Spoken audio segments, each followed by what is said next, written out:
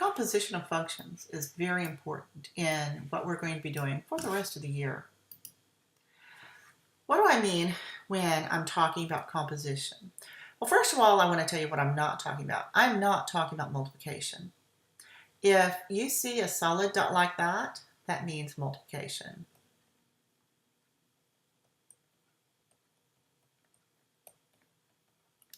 When you have this open circle, what that means is composition.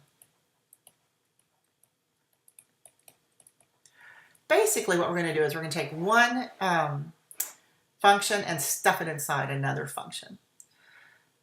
So suppose I want the composition of g with f, or g of f. It's defined to be g of f evaluated at x is g evaluated at f of x. Now the domain of the composition is the x values in the domain of f, for which f is also in the domain of g. And this will become more obvious as we do a few problems. So if I have g of f evaluated at x, then this is g evaluated at f of x. So you're going to want to evaluate f of x first, and then substitute in f of x as the input for g. Let's try a problem. Suppose f of x is x minus 5 and g of x is x squared. We're going to do it both ways. Let's look at f composed with g evaluated at x. So this is f evaluated at g of x. Now this is f. We always work from the inside. So what is g of x? G of x is x squared. So I'm going to put x squared in here.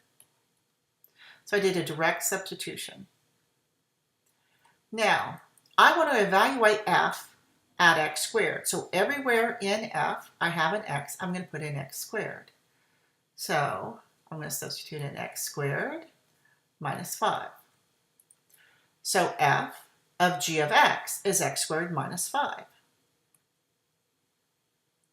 What would be g of f of x? We're going to find these aren't always the same. Well, this is g evaluated at f of x. So this is g evaluated at, now what is f of x? F of x is x minus 5. So I'm going to put x minus 5 in here. Now what this says is I'm going to take g and I'm going to evaluate it at x minus 5. So everywhere in g I have an x, I'm going to put in x minus 5. So this is x minus 5 squared. So these are not the same functions. Another thing we could do is, let me do it this way. Let's see what is f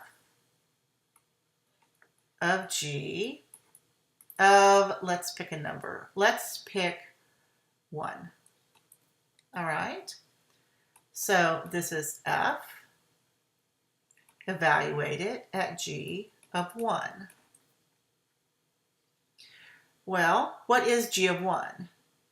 G of 1 is, I'm going to do it up here, is 1 squared, or 1.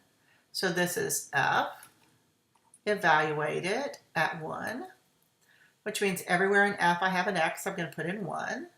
So this is 1 minus 5, or negative 4. Suppose I wanted g of f of 1. Well, this is g evaluated at f, which was evaluated at 1. Now what is f of 1? F of 1 is 1 minus 5, or negative 4. So this is g evaluated at negative 4. So when I evaluate g at negative 4, everywhere in g I have an x, I'm going to put in negative 4. So this is negative 4 squared, or 16.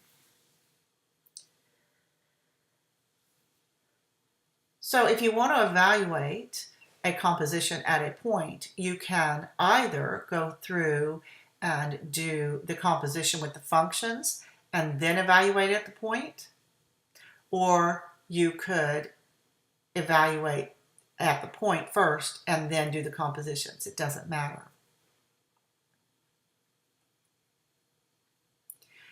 Now, this is kind of a cool problem because it's a real world problem. Suppose we have a coupon that's good for $5 off the price of any large pizza. If you could also get a 10% discount on any pizza if you show your ID first. How much more will you pay for a large pizza if they apply the coupon first? Well, let me model this. Suppose C is the cost of the pizza using the coupon. So C, and let's use X as the cost of our pizza. So C of X is, see, if I use a coupon, I'm going to get $5 off. So if X is the cost of my pizza, I'm going to get $5 off.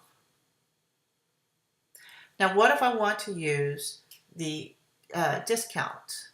Okay, I'm going to get what? 10% off. So it's going to be the cost of the pizza minus 10% of the cost of the pizza, or 0.9x. So let's look at this composition. What if I do it this way? What if I take the discount first? Remember, whatever is in the closest to the X is what you're going to do first.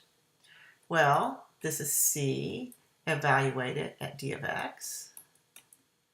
So this is C evaluated at 0.9 of X.